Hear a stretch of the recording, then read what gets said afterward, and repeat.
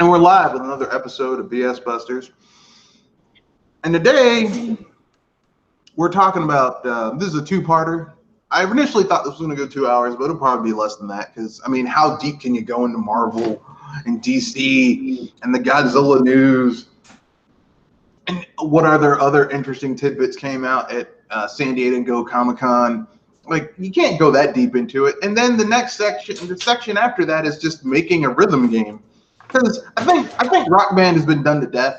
And personally speaking, I mean, never mind. We'll get to that when we get to it. But before we go any further, let's have people introduce themselves. Let's have the person who's here not as much as everybody else. Go ahead, sir. Yoshi Abominito, here to glad to be in another one of the BS Busters podcasts. And yeah, let's get to some busting. All right. And this is Biggie Dog from Video Game Facts. And I just got back from Comic-Con last week. Yeah, the man on the ground right here. The man on the ground. Oh, man. James Cameron. Trying so hard. Okay, so, and of course, it's me, Mr. Red Fox. And we're talking Comic-Con right now. So I guess we got to start with the big news, which was Marvel. Marvel Phase 4 and Phase 5. So let's talk about Marvel Phase 4. Let me pull up my the article because I don't have this shit memorized because it's hard for me to memorize shit. Okay, here's Marvel Phase 4. This is all Phase 4 thus far because things to change. We got Black Widow. It takes place between Civil War and Infinity War. All right, I thought it was going to take place in the 90s. Man, that's what they say. Personally, I think it would have been better as an origin story. But look, man, they're going to do what they want to do. You know, it's Marvel. It's Marvel Cinematic Universe. Like, here's the thing: as a comic book fan, I'm pissed that they didn't do almost close to one-to-one for the comics, and they kind of Frankenstein stories together from multiple runs. But whatever. I'll do the movies first, and then I'll do the Disney Plus stuff because I don't think people might not be as enthused about that. But anyway, then they have the Eternals. This is all 2020 thus far. The Eternals, which, I mean, I mean, if you aren't familiar with the Eternals, like the Eternals are one of Jack Kirby's creations. It's kind of weird. It's kind of like a mixture between like the new. It's basically Marvel. It's Jack Kirby's take on the New Gods, which include Darkseid and all those characters. The irony is that Jack Kirby created the New Gods, so it's just him ripping off himself, basically. I mean, Marvel, the MCU was able to turn obscure series such as the Guardians of the Galaxy into a mainstream hit. So why not the Eternals? I don't know, man. Here's the thing, okay? Like I knew about the Guardians of the Galaxy because I'm a comic book fan. And I knew, like, even the obscure characters, like Tony Stark, Iron Man. Yeah, he's a raging drunk with a power suit. Okay, cool. Like, I got those characters because I was familiar with them. Plus, Iron Man was one of the founding characters of the Avengers anyway. Yeah, like most of these characters aren't unfamiliar to me. So, like the Eternals, though, like I'm a hardcore nerd. I'm like, I've heard of them. I've read like 2 comics, but I don't know how you're gonna make a fucking movie about a race of gods fight. Like it's like, but Marvel has pulled things out their ass before. Like I didn't think Ant-Man was going to be good, but it turned out to be really good. So who knows? Okay. Then we have February 12th of 2021, Shang-Chi and Legend of the Ten Rings. Shang-Chi's basically Bruce Lee. He's the Marvel take on Bruce Lee. And in the comics, his father is Fu Manchu from Pulp Comics.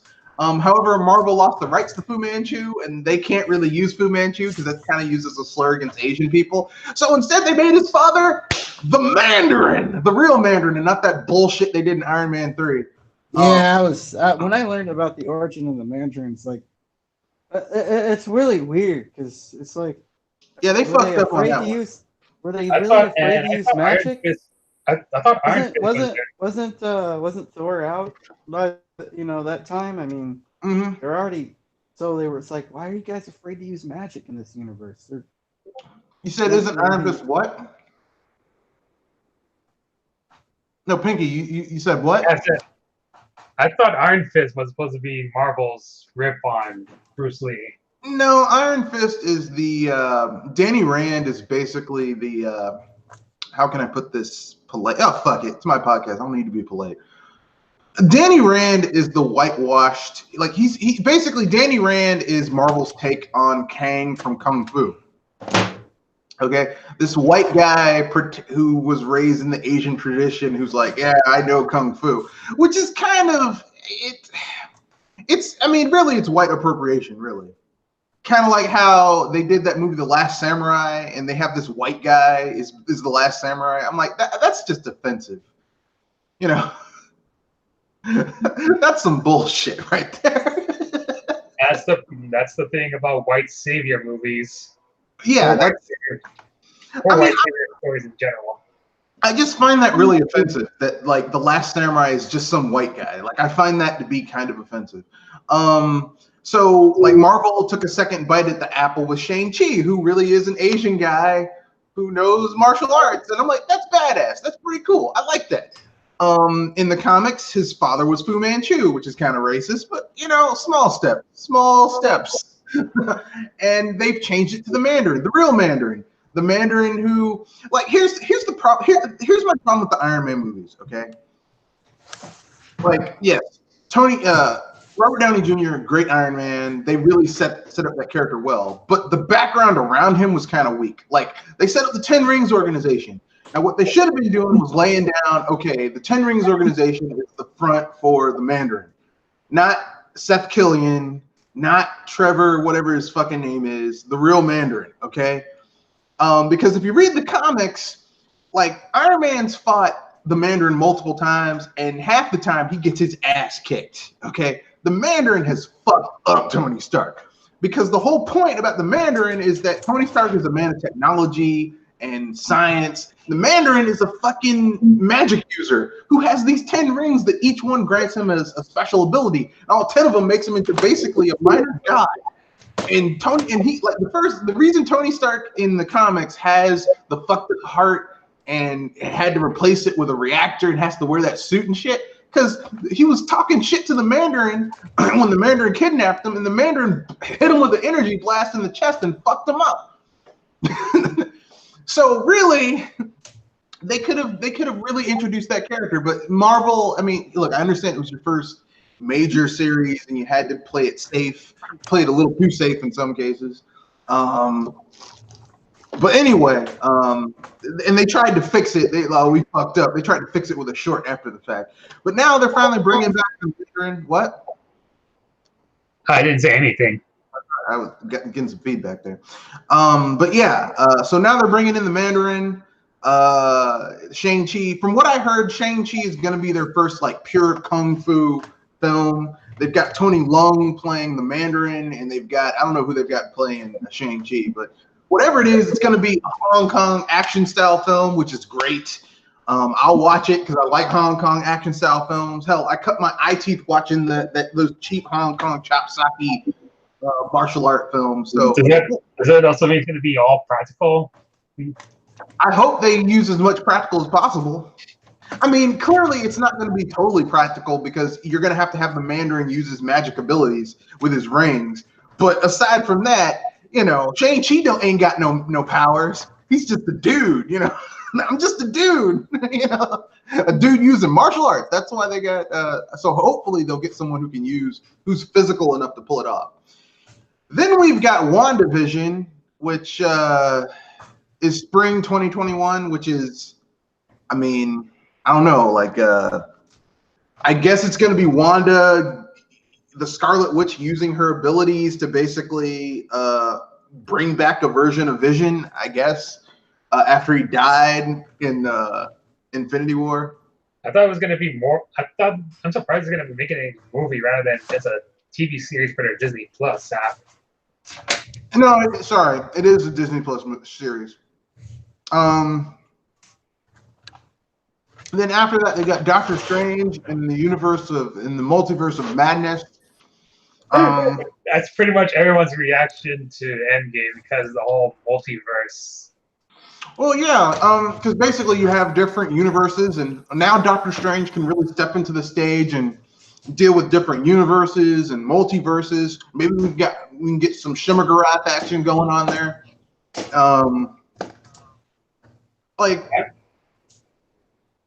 Finally, and I hope that also means that he might come back in a future Marvel vs. Capcom game.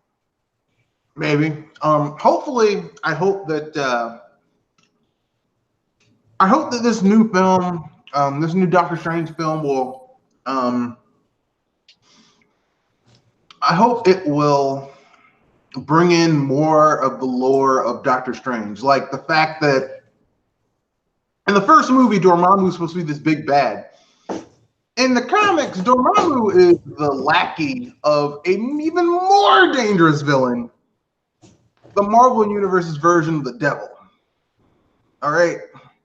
Like Dormammu is like he's not even the right-hand man. He's like the right-hand man of the right-hand man of the right-hand man of the right-hand man of the right-hand man of the right-hand man of the right-hand man who's the right-hand man of the big bad. A dude that Doctor Strange has entered in bargains with, rescued his daughter, teamed up with in order to take on an even greater threat from another dimension. But they couldn't put that in because people might get angry. It's like, oh man, you have Doctor Strange teaming up with Satanish. That's his name, by the way. Marvel was not even trying to hide the fact that he was a demon.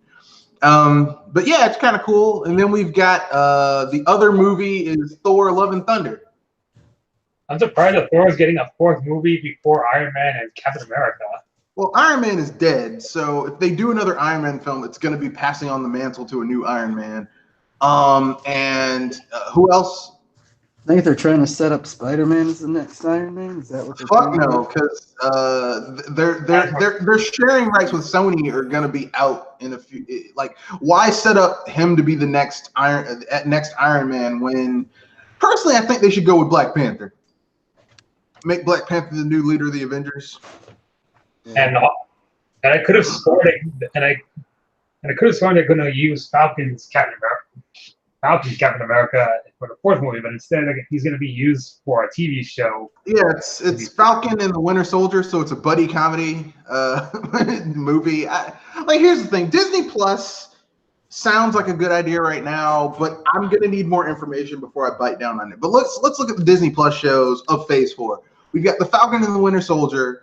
We've got WandaVision, which I said earlier was a movie. I didn't see the Disney Plus on it, but yeah, it's a TV show.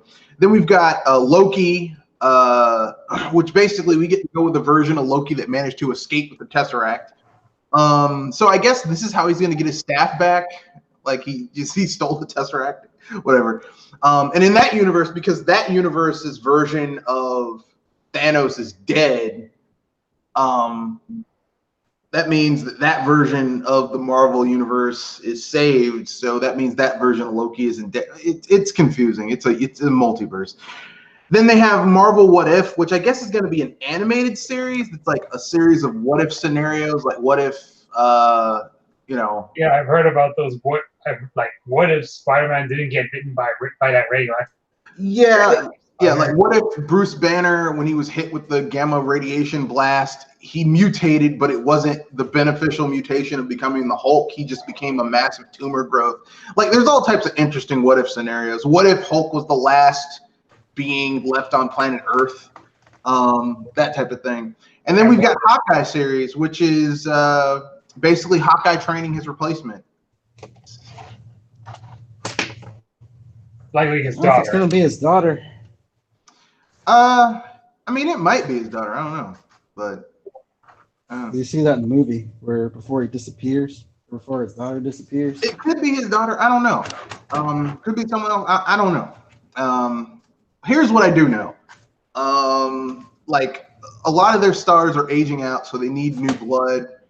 Marvel has done this before. They know what they're doing. I trust them. They haven't. Like, here's the thing: Marvel's fuck ups haven't made me as angry as some other comic book countries fuck ups. I mean, comic book movie fuck ups. Yeah. Which tells us down to DC. Yeah, talking about comic book movies fucking up. So basically, DC. I mean, can we just say that DC Plus or whatever the fuck they're calling it is a dumpster fire? They're canceling shows left and right. Content is leaving. Well, for Swamp Thing's case, it wasn't their fault for canceling it. It was due to not paying the taxes for the country, for the state. No, Warner Brothers wanted to get this huge tax write-off to make this series. Here's my issue. Okay, if you want to make quality, like, you can have things done three ways. Okay, you have things done quickly, cheaply, or well. Okay, all right, and you can have combinations of all three. You can have things done quickly and cheaply, but it's going to be shit. You have things done quickly and well, but it's going to be expensive. You have things done well, but not quickly, well and cheap, but it's going to take a long time to get it done.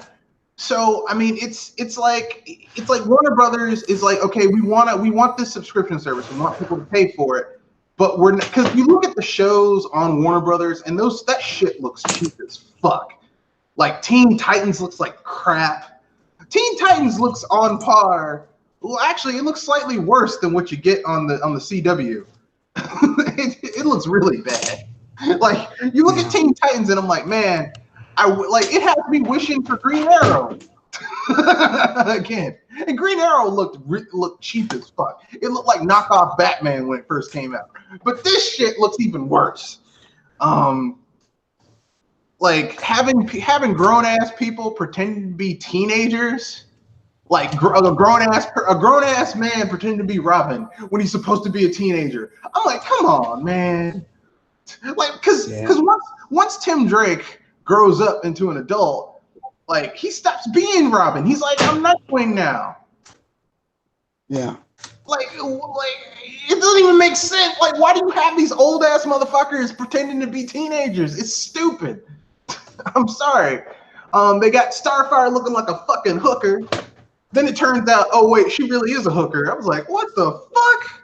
This is just, don't get me started. DC, you fucking up. But that's not the biggest fuck up they made, because DC announced that J.J. Abrams has set up office at Warner Brothers, and he's going to be making a Green Lantern movie and a Superman movie. Oh shit, are we fucked? Yeah. Yeah, so it's awesome. So for the new Superman movie, is it a continuation to the Snyder universe, or No. is it going to be its own continuity? No, it's going to be its own. It's going to be something new, because basically by the time this movie gets made, Robert Pattinson's going to be 33 probably, and he's the new Batman. And even though Henry Cavill's only 3 years older than Robert Pattinson, Henry Cavill looks like he's like 45.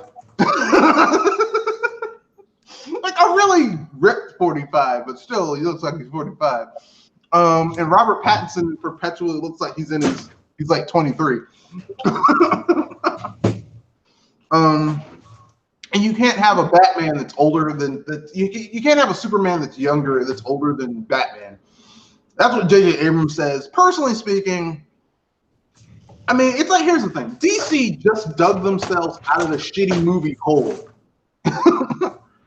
And now they're getting J.J. Abrams to dig their asses back into the shitty movie hole. Yeah. It's like DC doesn't learn their lesson.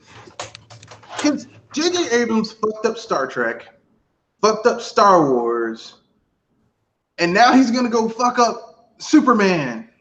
I don't give a shit about Green Lantern, because really, at this point, Warner Brothers already fucked up Green Lantern with Ryan Reynolds and with that movie. So really, anything J.J. Abrams is going to do is just going to be either icing on the shit cake or whatever.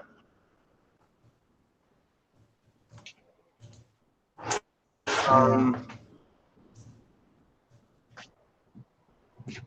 mean, it could do well. I mean, people did like the Star Trek movies. I mean, if you remove yourself from past continuity or whatever, Star Trek movies did all right. No, they didn't. Oh, they didn't make money. No, they didn't. No. Here's the reason why J.J. Abrams' Star Trek movies suck.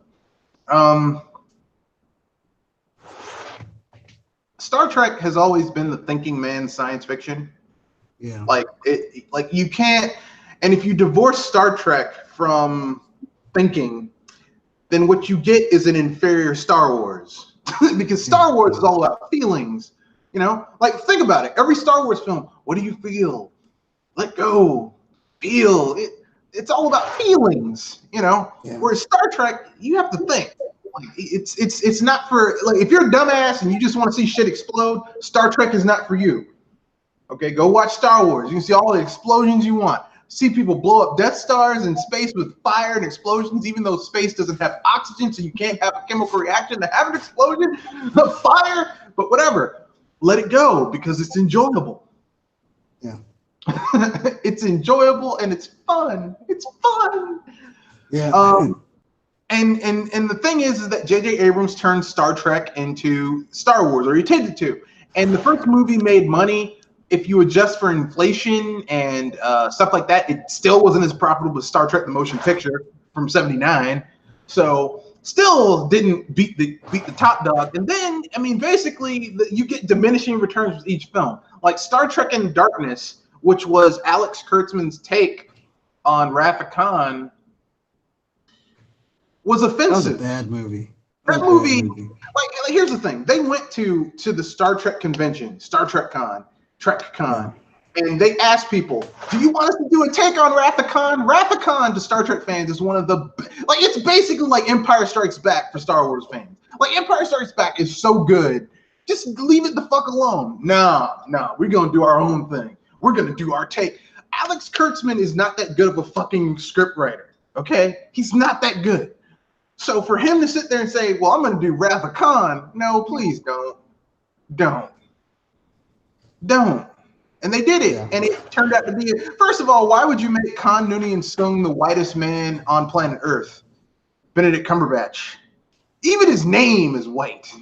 Actually, his name sounds like a sex act that involves a stick of mentholated gum and hot candle wax. Hey man, my girl did something wild last night. What? A Benedict Cumberbatch.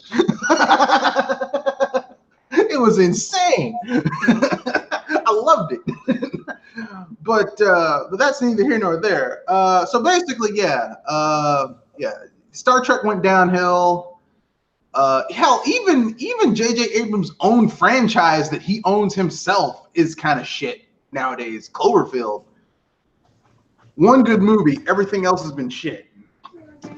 Well, what about Lost? No. Have you forgotten that last season of Lost?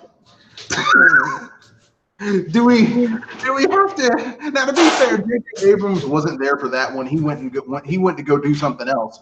See, the problem with J.J. Abrams is that he never sees anything through to the end. He starts, and then he kind of wanders off and disappears, which is kind of confusing. Like, I mean, like, you got to see things through to the end. You know what I mean? We have some news. Rutger Hauer, the guy who starred in Blade Runner, the main replicant villain of the movie, he passed away. Was he really a villain? I mean, if you're a living creature and you're trying to live longer, is that really? I mean, that's the prerogative of every single living creature, is to live as long as it possibly can. Like, really, I really think the Tyrell Corporation that built the replicants were the real villains.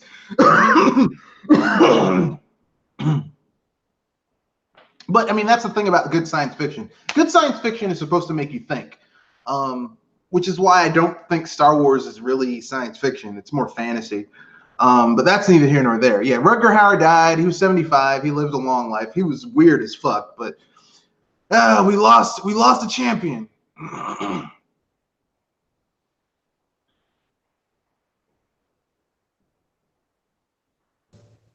So yeah, Yeah, yeah.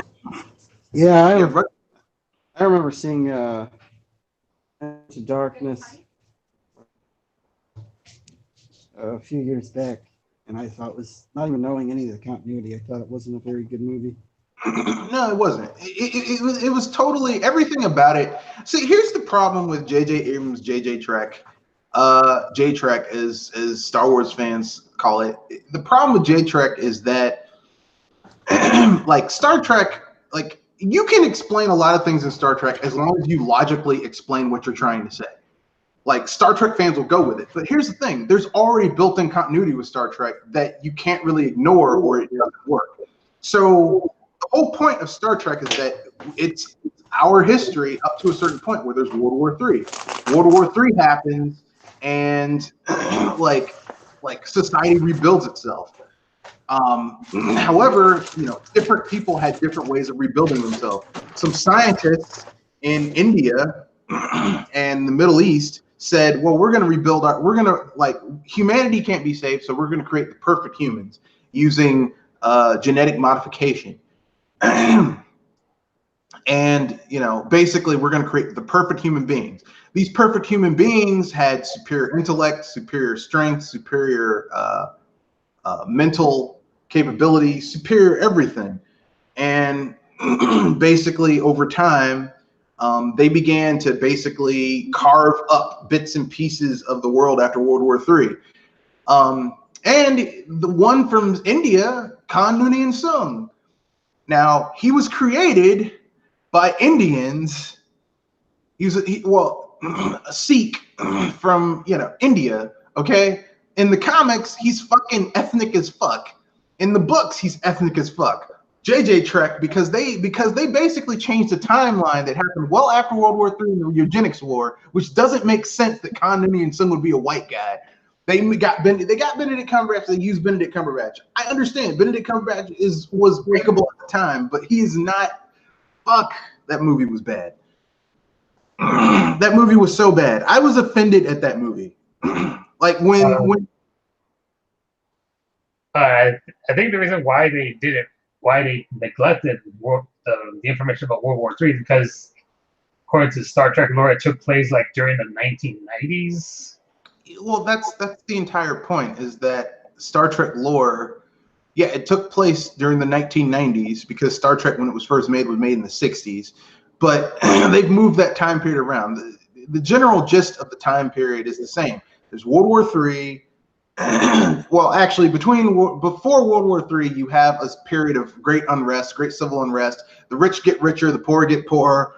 A huge wealth income divide. Resources become scarce. Sounds familiar, doesn't it? Yeah. A lot of discrimination, stuff like that. Then you have World War III. From World War III, humanity pulls itself. We almost destroy ourselves. We pull ourselves up from our bootstraps. Zephyrin Cochrane creates the first warp drive. He goes into warp. We're helped we're met by first contact is initiated by the Vulcans. We get help. We create a post-scarcity society where your basic needs and wants are cared for. Now, if you want extra shit, you gotta work for it. But you're not gonna go starving. If you're sick, you get medicine. There's universal health care. It's a really, really great place to live. It's great. Now, of course, he had to go through World War III to get there, but fuck it. Now we're gonna completely retcon that and just fuck that up because I want to tell my own stories. I'm like, J.J. Abrams, why don't you? Oh wait, you did create your own franchise, and you torpedoed it because you can't see anything through to the end. You just fucking destroy shit. You go off in the middle of it. You're like, I don't need this, and go do something else. So I mean, J.J. Abrams, and here's the thing: he fucked up things that I like. Like he fucked up Star Trek, which pisses me off, in ways that are still reverberating because Paramount and CBS signed a contract with J.J. Abrams' production company, which is why we can't get Star Trek shows that are set in the proper Star Trek continuity. And we keep on getting shit from Alex Kurtzman and just disgusting shit that has nothing, like this dark, fucked up vision of Star Trek, which is not how Star Trek's supposed to be. Star Trek is a vision of the future where humanity got its shit together, and it gives us a vision of what we could strive for if we got our shit together. Not under J.J. Abrams and Alex Kurtzman and Bad Robot. Oh, it's bad. It's bad. But actually, there's some more news. We kind of skipped over this. There's also some Phase 5 news that came out. With Guardians of the Galaxy 3. No, it goes further than that. The Phase 5 news is here. Let me scroll all the way to the bottom because there is some Phase 5 news. Okay, Phase 5 news is this. There's 3 movies set out for Phase 5. There's Black Panther 2, a sequel to Captain Marvel. I will not be watching it. Guardians of the Galaxy 3, and of course they're bringing back the Fantastic Four X-Men. That's what I wanted to get to. And Blade. And they're getting Mahershala Ali to play Blade. I only have one concern. Can Mahershala Ali be as physical as Wesley Snipes? Because I've seen Wesley Snipes, even in films since then, where he's had to be physically active, and that motherfucker can still go. Can Mahershala Ali be as physical as Wesley Snipes could? I don't think so. Of course, you know, they could pull it off. It might be something different. So there you go. Those are all the movies. We might get another Ant-Man. We might get another because Phase 5 and Phase 4, there might be surprise movies that come out. I don't know. I don't know.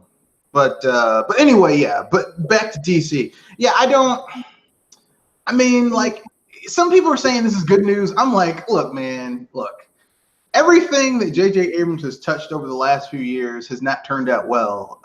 Like I said, Star Wars is not doing too well right now. Star Trek is fucked. I mean, do you really, like, for DC fans, you just got rid of one fucking asshole who ruined your universe, Zack Snyder. Now you're going to get another dude who's going to ruin it again. Why do you keep on letting these diva motherfuckers come in and ruin your universes? I don't get it. I guess they want name recognition.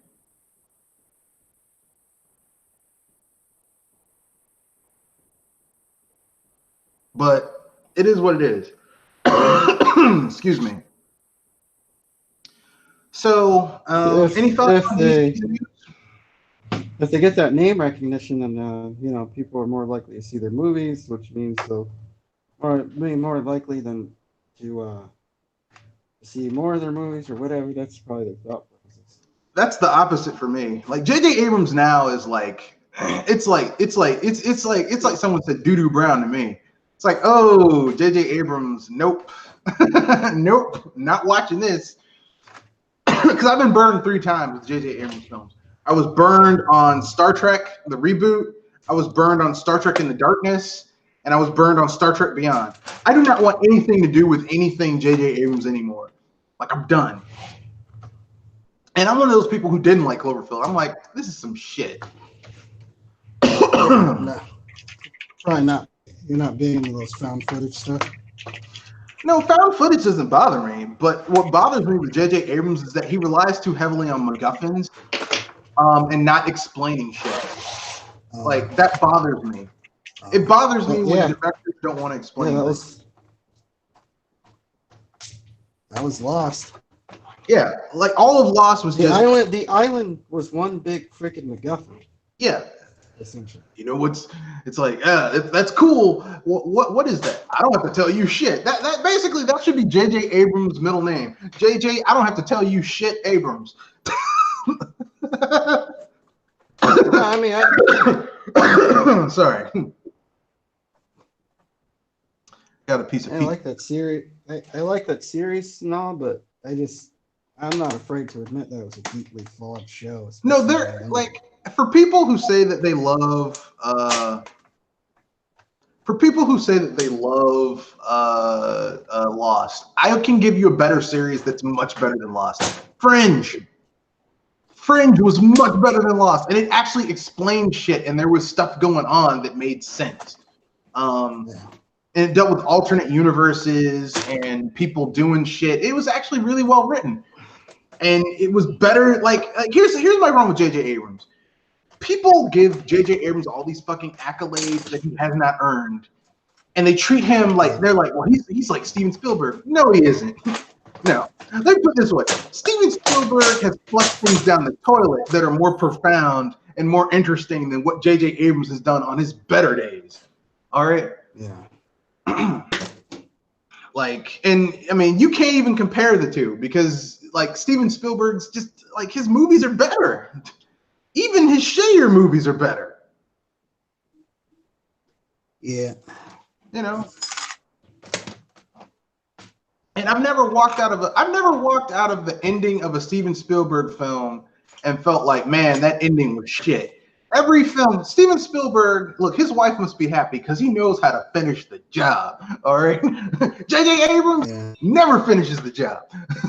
Just starts off strong, then peters out, then walks away. that's J.J. Abrams. Sorry. But that's just me. So anyone have any thoughts on DC before we move on to the next little bit of news? No, we can move on. All right. So here we go.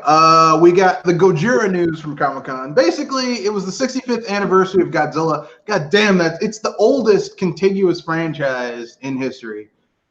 With like continuous movies, maybe not of the same continuity, but the same character, basically. 65 years. Godzilla has kicked the ass of Freddy Krueger, Jason Voorhees and his mom, the Universal monsters, kicked all their asses. The King of the Monsters is still going strong. And Toho dropped the bomb that they are definitely looking to expand their own Toho Monsterverse. Hopefully they learn from the fuck ups that were those Godzilla animated movies. Which were just cheaply animated. So fucking cheaply animated.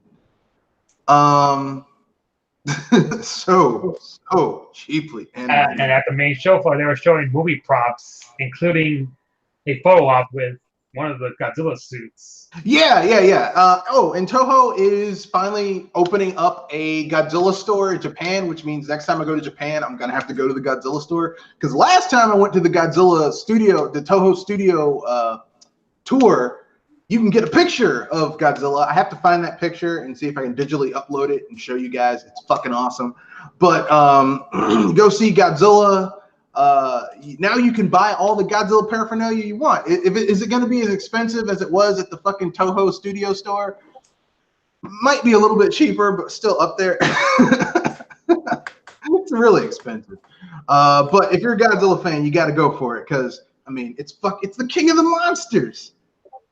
I haven't seen a lot more Godzilla merch throughout the show floor than other franchises celebrating their milestone anniversaries, such as. Well, Toto's cheap, dude. They're not gonna spend a lot of money making a lot of stuff. They'll license it out and let other people do it, but they ain't gonna do it themselves.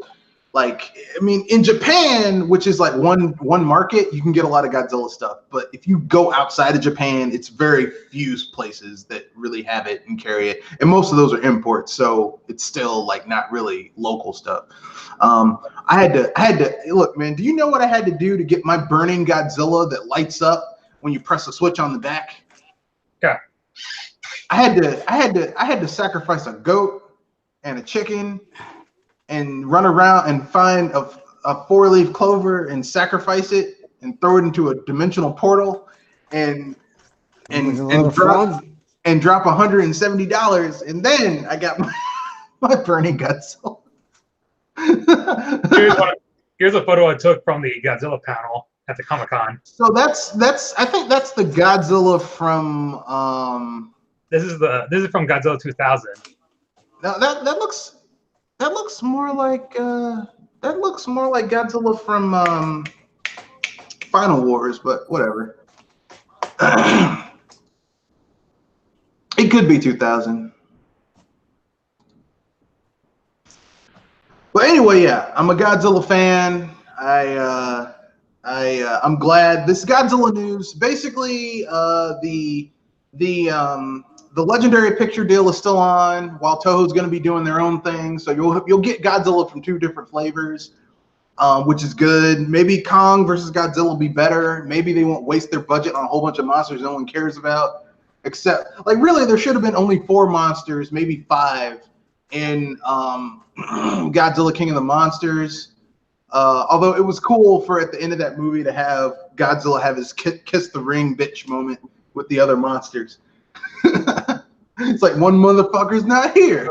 Though there are people who are concerned about the future of the MonsterVerse because King of the Monsters flopped at the box office. Yeah, it didn't do well in America. I think it barely broke its budget if you combine the Chinese box office, which, like, people are always like, man, this movie made $500 million in China. You have to cut that price in half because in Chinese theaters get half of the money from the ticket sales instead of here in America where it's like 90% of the ticket sales go to the movie distributor in the studio, and then 10% goes to the theater, and then over time, like after the first week, I think it's like a 30-70, and then the week after that it goes 50-50.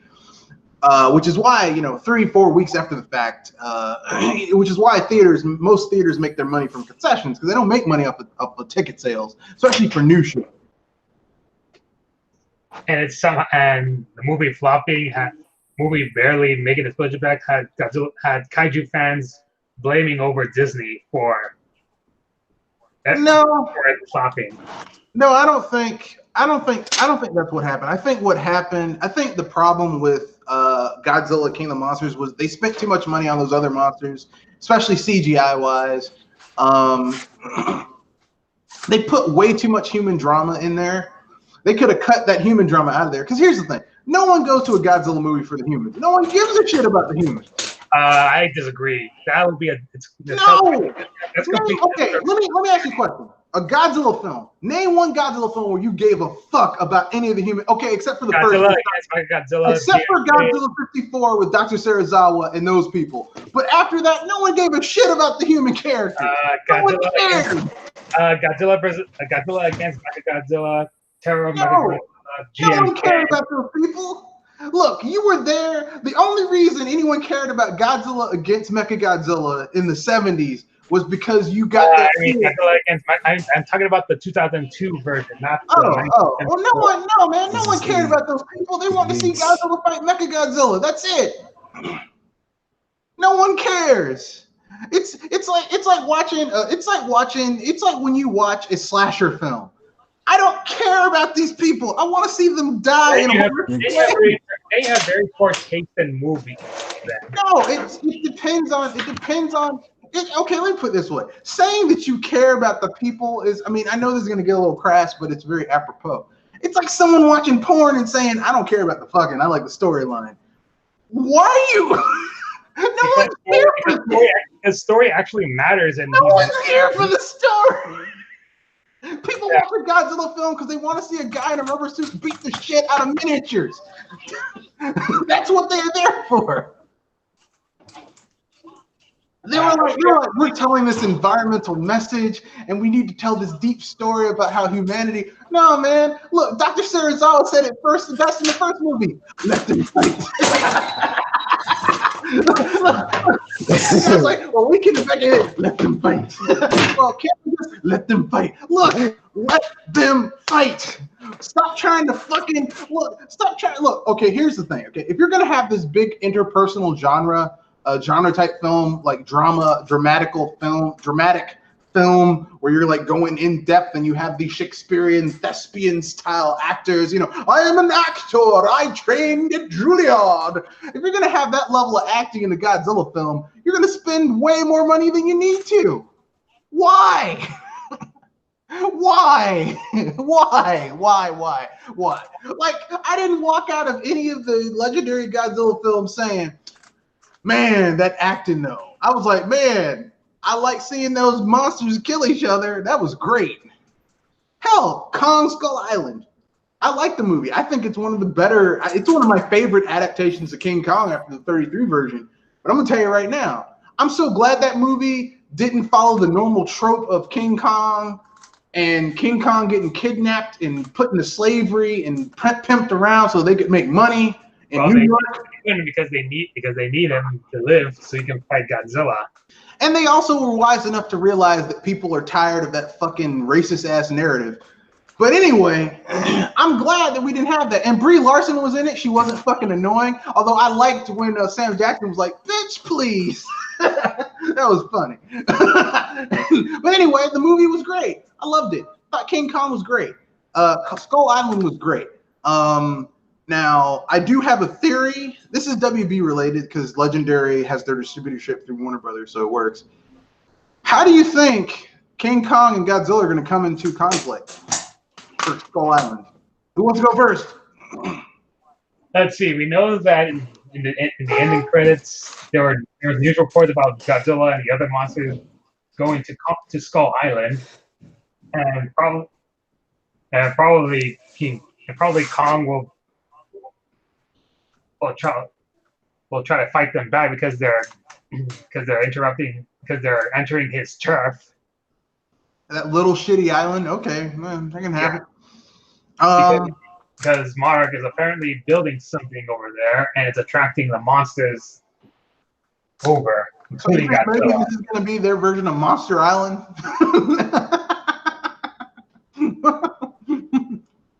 Yeah, Island. essentially. The monsters live on Monster Island. Kenoshi, you have any thoughts? I have no idea because I haven't seen any of these movies yet. Well,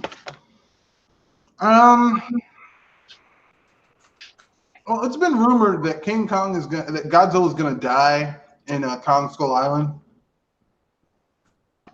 But I actually do have an idea of what would lure Godzilla to Skull Island. What if they do a take on Son of Godzilla? Where the reason Godzilla goes to Skull Island is because there's an egg on Skull Island. A Godzilla egg. Well, they could do something like that. And Godzilla is like, look, I got to get to this egg. I got to pass on the mantle to the next king and then die. So there's a new king. But, you know, King Kong's like, you ain't doing that shit here. Let's fight.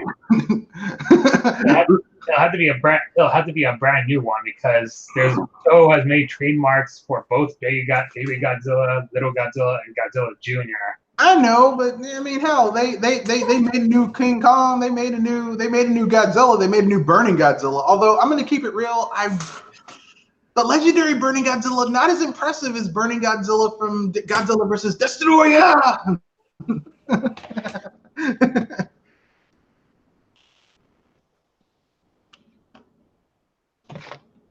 At least to me.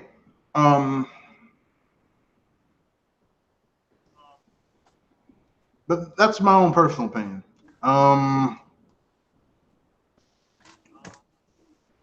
Where to go from there? So we covered DC. So I guess DC for me, for the J.J. Abrams news, I'm a sound thumbs down. I'm guessing Pinky's on the fence. And Kenoshi, I guess you're on the fence too? Yeah, I'm not sure. I gotta watch the other stuff to know what the heck is going on, I guess. Godzilla against Mechagodzilla is great. Man, you can say whatever you want to, man. Look, they can do all the videos they want. No one who is a Godzilla fan, who grew up watching Godzilla, gave a fuck about the characters. I've never given a fuck about the characters. And if you're going to say, well, the Millennium series, look, the Millennium series is the lowest grossing Godzilla series Toho ever had, which tells you even the fans didn't even like that shit. So anyway, yeah, I don't give a fuck. I don't give a fuck about the characters in the Godzilla film, except for the first one. The first one isn't really a tokusatsu film. It's more of it's Godzilla. Japan had the prohibition against them making movies about how America bombed them with A-bombs twice. They could finally make films talking about the trauma that gave the country. So, that's it was more of an anti-war film, and and how some weapons are too horrific to use. Which leads to the next segment. So what are your guys' overall thoughts on Comic-Con before we go to the next segment? I would never want to go to Comic-Con. It looks too many people. It just looks like a great experience. It was a great experience. I bought some merchandise as usual. I went to New York Comic-Con. How much does it cost to get into Comic-Con? 1 day pass, 2 day pass, entrance, just entry pass. What? Just the full shebang. You're going there for the weekend. Well, when I went to New York Comic-Con, this was like 10 years ago. The prices were a little bit different, so I don't know how much. How much did it cost, Pinky? How much did it cost? Mm-hmm. For the tickets? Mm-hmm. I think it's about around $40, I believe. That's about $20 more than I paid to go to New York Comic-Con for one of the 4-day tickets. Yeah, for New York Comic-Con 10 years ago, it was like $10. I mean, not 10, it was 20. It was about $20, and that was for a day. Like they got you everywhere in the New York Comic-Con. It was $20. I got to meet Kevin Conroy there. Got him to sign my. I got to see Gonzo while I was passing by. Gonzo, Gonzo the Muppet. Yeah, the Muppet. Really? Was he choking his chicken, Camilla? I'm joking, but not really. That's cool. That's cool. Was it a guy in a suit or just like the Muppet? The actual Muppeteer. Oh, that's cool. That's cool. I like that. So now we can transition to the next part. So, as you know, normally on the BS Busters midweek cast, we do not cover news, but Comic-Con was so big we had to cover it to an extent. So with that being said, I guess we can now move on to the fun part of the thing where we're going to talk about a genre of game that's kind of died off. Like it was really big in the 6th and 7th gen, a little bit in the 8th gen, and kind of died off since then. And those are music/rhythm games. Now, Rock Band was run into the ground by Activision. No, wait, Rock Band was from EA. The Guitar Hero was Activision, but both of them were running to the ground. Like it was ridiculous. So, does anyone have any thoughts on how to bring that genre back? I haven't thought about rhythm games since they've died out. I think Nintendo could revive it with a Splatoon spin-off using those fictional squid bands. Yeah, but the problem is that those squid bands, like, they don't actually sing music. It's gibberish. it's fucking gibberish. I mean, it can be most of the song soundtracks from the series. I guess. There's a couple of original ones exclusively for the spin-off. They sound like they're gargling with water trying to sing at the same time.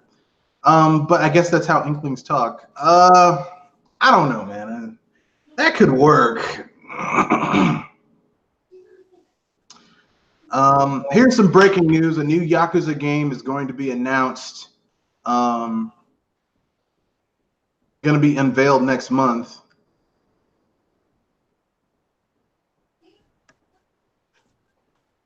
So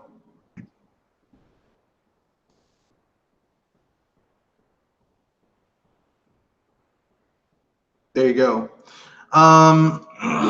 Let's see. What would I go with? I think you could bring back musical games by not focusing so. Like the problem is that everything was rock. Whatever. Like it was like rock games, and the problem with rock games is that like there's only so much rock music. Yeah. So why not? I mean, if someone wants to do a rock thing, why don't we do old school rock where you're doing like Chuck Berry and Bob Dylan and Elvis. Elvis to an extent. I'm not a big Elvis fan, but like that old stuff from the 50s and the 60s and the 40s, or even better, do different genres of music like Guitar Hero Blues Edition. Or how about a rhythm-based fighting game? They already did that. It wasn't very good. There's a rhythm-based fighting game. It's not.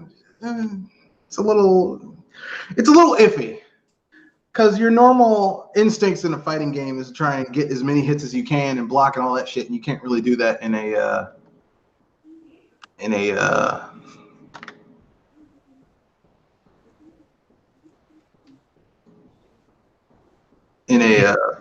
rhythm-based one. Yeah. Or how about Hip Hop Hero? Where you learn to do hip hop, where people learn how to spit hot bars. Isn't that DJ Hero? No, DJ Hero is where you're cutting records and mixing with the music. Hip Hop Hero would be you learning how to compose, how to like do a hook, how to lay bars down, how to put together rhymes and rhythms and be poetic in what you're saying, that type of thing. And it would also be like the rhythm game where you come in with stuff and you'd speak, so it'd be part karaoke a little bit. I think that could work. Of course, do another Pod Rapper the Rapper. That was basically a rhythm game. It wasn't really about rapping.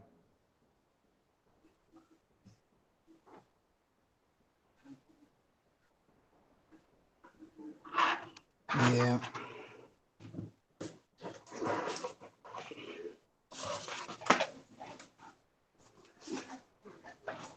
So, but that's just me. So, anyone have any other music genres that they wish that could be brought back? How about a musical platformer? I mean, they have musical RPGs, kind of. If you play, what's that dungeon game? Dungeon-Lot. Wasn't there a tactical RPG? Wasn't there a tactical RPG in song form? I think I know what you're talking about, but I can't remember the title of it. Because I remember X-Play having a segment on that for their uncomfortable moments in gaming, the horror of song. When they talk about bad singing in video games. Yeah, but there's bad singing in a lot of video games.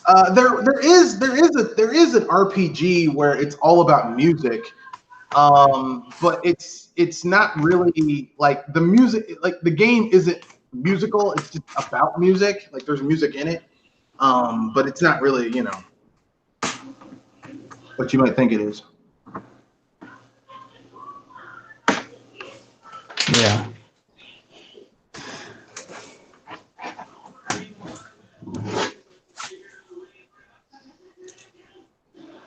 But that's just me.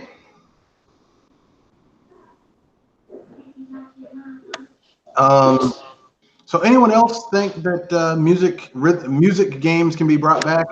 As long as you don't have another Wii Music, I'm good. How about rhythm sports games? Rhythm-based sports games? I mean, they could do breakdance fighting. That'd be cool. Like from Zoolander, what are they doing? They're breakdance fighting. Something like skateboarding while performing skateboarding tricks while keeping the rhythm of the music. That could work.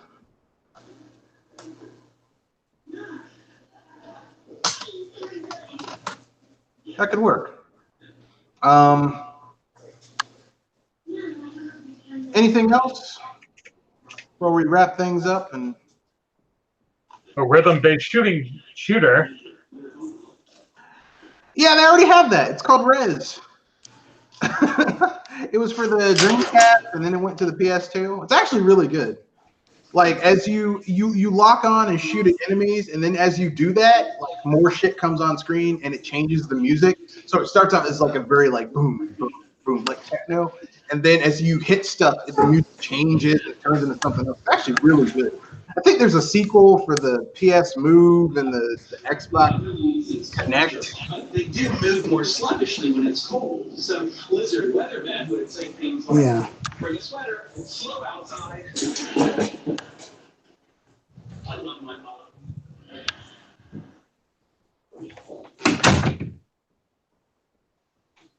So that's me. That's all I got. Tokyo RPG Factory's, here's some breaking news. Tokyo RPG Factory's next game, the demo for it is out on Steam, and it's Oninaki. You know what I'm glad about Tokyo RPG Factory? They stopped trying to pimp out that some of the people who worked there worked on Chrono Trigger, because I'm like, I've played your games, and it doesn't feel like Maybe they can clean the toilets out at the Chrono Trigger office. Maybe they empty some garbage cans or some shit, but they damn sure didn't work on Chrono Trigger. Because it doesn't feel like it, because, you know, Chrono Trigger is a really good RPG, and their game's not so much.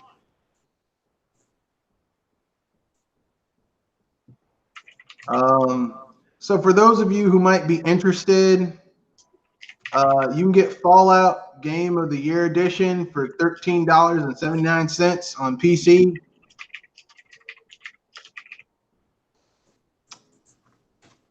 So what's happening to this company? That Japanese company? No, they're releasing a new RPG called Oninaki. It's like an action RPG, and like, I'm glad, because normally, like, for their first two games, Lost Sphere and I Am Setsuna, their big tagline was, yeah, from the creators of Chrono Trigger. I'm like, you're not the fucking creators of Chrono Trigger. Yeah. Like, you have like 3 or 4 people who worked on Chrono Trigger at Tokyo RPG Factory, but that's not the creators of Chrono Trigger. The creators of Chrono Trigger are Hironobu Sakaguchi and his team, and the folks over there at Miss Walker. Like, that's the creators of Chrono Trigger.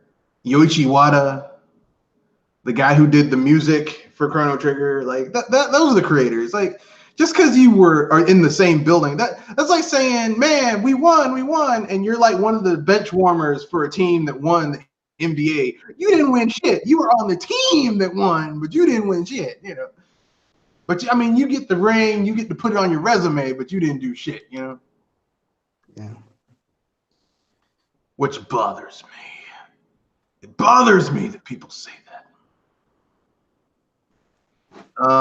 But yeah, that's just me. I don't like that. I don't like when people do that. I don't like when people are like, yeah, well, you know. You can get Fallout New Vegas Ultimate Edition for $5 on Fanatical for $5. And you get the entire game, $5. Sounds great. $5. I mean, it's not as good as the deal I got on after the Steam Grand Prix this year. I got $5, or no, like $4.75 in change. So I got in coupons. So I bought Bully Scholarship Edition, which is like the ultimate edition with all the extra content and stuff. And I paid $24. I paid 24 cents for it. Oh, wow. Less than a quarter. Ting! And that's why PC gaming will always shit on console. Exactly. 25 cents. Yeah, the prices are much better in PC, that's for sure. Like, I don't care how cheap your console game is. You ain't gonna beat a quarter for a really good game from two gens ago. Before Rockstar became bitches and stopped putting content in their games. Yeah. Wait, we can't do that. Evil within. But with that being said, and for $5, you can get the Empire Bundle, which has SimCity 4, which that game isn't worth it because it's that shitty DRM'd. We can't turn off the DRM. It has to be there in order for you to enjoy your game. Oh, yeah. I remember that. That's Yeah. scary. They got Homeworld, the remastered edition. That's actually a pretty good game. They've got Knights of the Old Republic 1 and 2. One game from BioWare before they became bitches. The other game from Obsidian, which has always been a good studio. Star Wars Jedi Knight, Jedi Knight Academy. And then we've got Fahrenheit, which is one of the few games made by I forgot the guy's name. David Cage. Yeah, David Cage. That's actually good. So there you go. But with that being said, anyone have anything they want to add about a video game genre that they wish they could bring back and how they do it before we wrap things up? I got nothing. All right. So with that being said, that's the end of the podcast. Remember, rate, comment, share, subscribe. You can reach me you can reach me at Mr. Red Fox at BS Busters. Actually, that's not how you can reach me. Here's how you can reach me. You can reach me at mrredfoxbsbuster@gmail.com or at Twitter at Matthew Wesley at mrredfox91. You can at me, mrredfox91 on Twitter and reach me, and we can have a dialogue. I try to stay on point with that type of stuff. You can also send me an email, courtesy of Gmail, where I'll talk to you. We can do all types of cool things. If you have any ideas for what you think, for what you want things to be, we can talk about all that fun shit. With that being said, remember, whatever. Do you play games to have fun or to impress other people? I don't know about you guys, but I play games to impress other people. Always. I don't play games for my own personal enjoyment. What's the fuck's wrong with you? But with that being said, that's the end of the podcast. Went woefully shorter than normal, but hey, that's good. I can go back to sleep. Well, actually, shit, now I'm wide awake. I slept for like 8.5 hours. So with that being said, good night. And act responsibly. Damn, you beat me to it. And fuck EA, fuck Sony, fuck Microsoft. Is anyone I'm missing?